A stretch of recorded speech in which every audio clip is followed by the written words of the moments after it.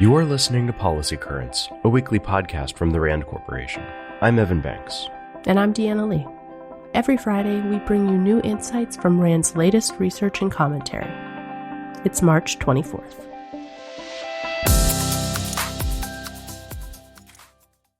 My fellow citizens, at this hour, American and coalition forces are in the early stages of military operations to disarm Iraq, to free its people, and to defend the world from grave danger. On my orders, coalition forces have begun striking selected targets of military importance to undermine Saddam Hussein's ability to wage war. These are opening stages of what will be a broad and concerted campaign. That was President George W. Bush addressing the American people from the Oval Office in March 2003, 20 years ago this week. The U.S. invasion of Iraq set off a long, costly, and bloody conflict, the effects of which are still being felt around the world today. We recently asked a group of RAND experts about the complicated legacy of the Iraq War. They discussed lessons the U.S. military learned or didn't learn, what effect the conflict has had on the balance of power in the Middle East, how the war affected America's global reputation, and more. Jonathan Wong is the Associate Director of the RAND Arroyo Center's Strategy, Doctrine, and Resources program and a former Marine Corps infantryman with 2 combat tours in Iraq. Wong described the multifaceted legacy of the war. For the U.S. military, the conflict demonstrated U.S. forces' tactical prowess, ingenuity, and considerable endurance. On the other hand, it showed the limits of that endurance for an all-volunteer force. In the mid-2000s, Wong said, infantry Marines like me could only see an unending cycle of combat deployments.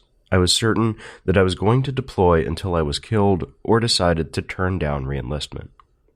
Kayla Williams, a senior policy researcher, former assistant secretary at the Department of Veterans Affairs, and Iraq War veteran, also emphasized the physical, mental, and emotional toll that the war took on the more than 1.9 million veterans who served in Iraq and Afghanistan. The costs of getting these veterans the care they need, she says, is likely in the trillions of dollars.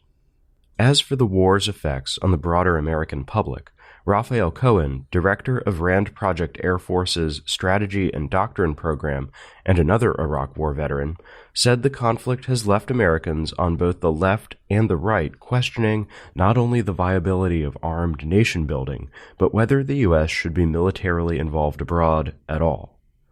You can read insights from Wong, Williams, Cohen, and other RAND experts in an in-depth Q&A on the RAND blog. Chinese President Xi Jinping met with Russian President Vladimir Putin in Moscow this week. A 2021 RAND report provides some context for this visit.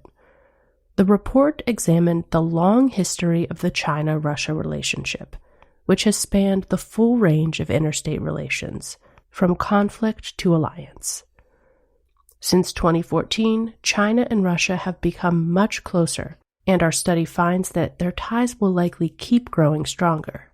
Not only do the two countries share a perceived threat from the U.S., but they also benefit from cooperation on key issues, such as Russia selling oil and gas to China. Further, sanctions from the war in Ukraine could make Russia more dependent on China. The report concludes that, absent major changes in U.S. policy, there is little the U.S. government or Army can or should do to influence the trajectory of China-Russia relations.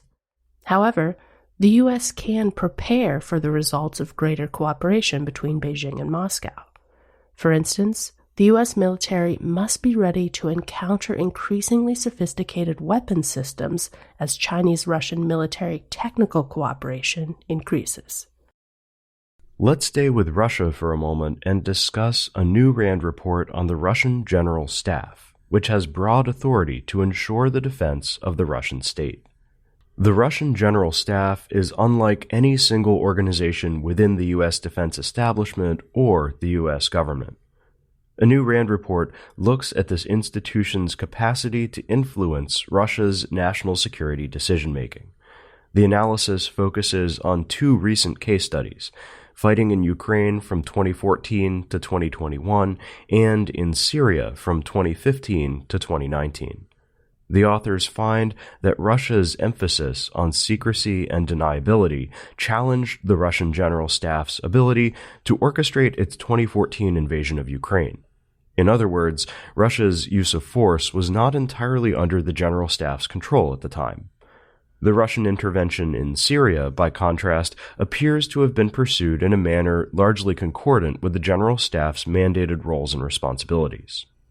Although the authors did not explicitly examine the Russian General Staff's role in the ongoing war in Ukraine, they were able to draw some relevant conclusions. For example, the General Staff's tight grip on information and its tendency to treat knowledge as currency, coupled with resistance to military reforms, appear to be at least partly responsible for the Russian military's struggles in Ukraine over the last year.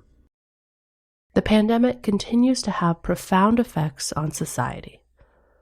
However, discussions about these lingering impacts often omit the 1.2 million incarcerated adults in federal and state prisons.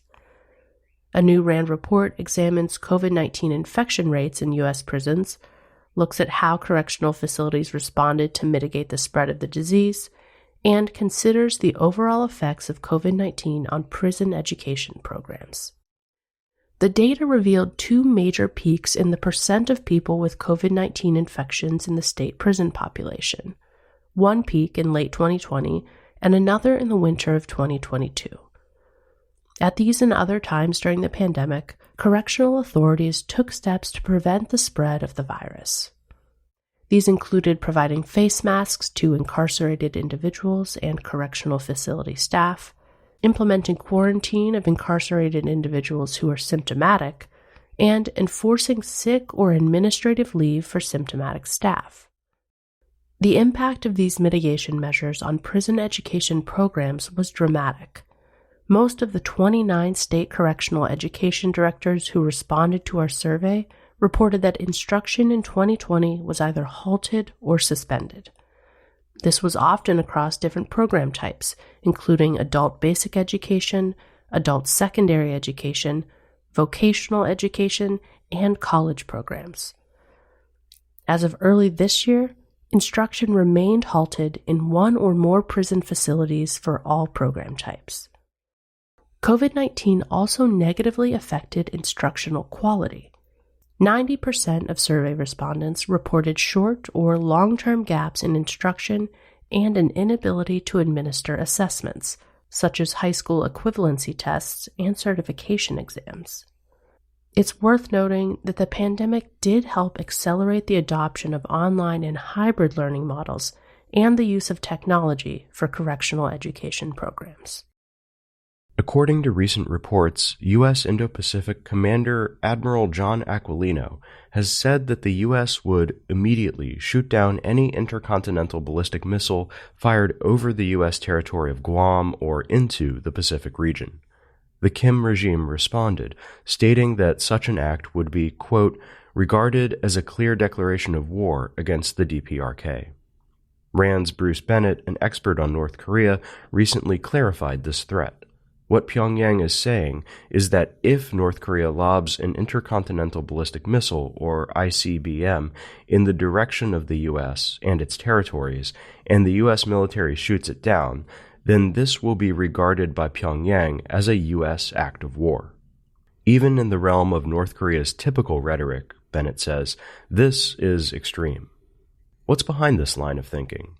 North Korea is trying to create a situation in which it can show off an ICBM without U.S. interference.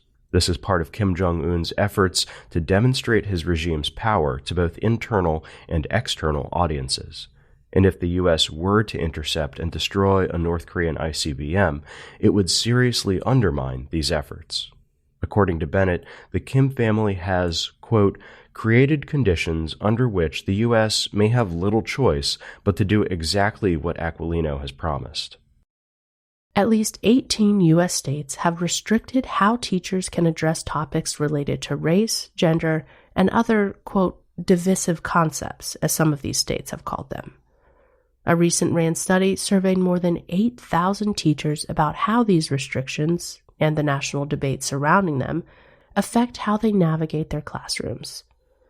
In a new Q&A, the lead author of that study, Ashley Wu, who is also a former elementary school teacher, discusses the findings and why it's important to amplify teachers' voices on education issues. The survey revealed that teachers' views on this issue vary quite a bit. Many educators were more careful about how they approach topics such as race and gender.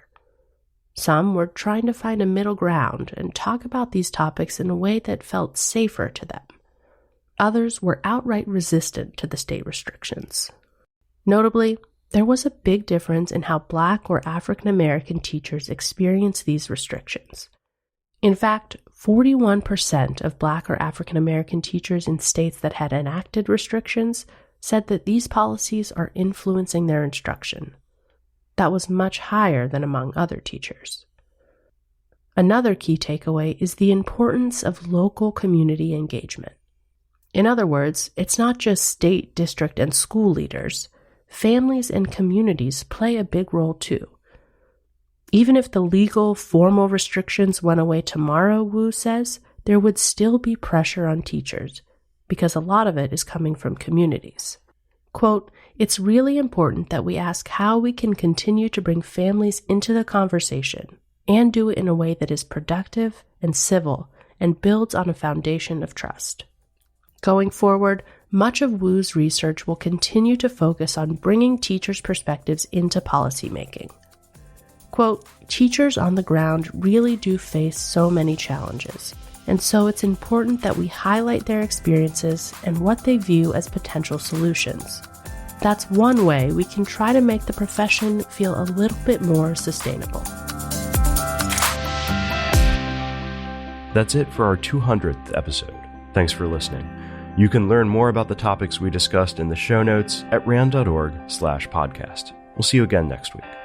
RAND is a nonprofit institution that helps improve policy and decision-making through research and analysis.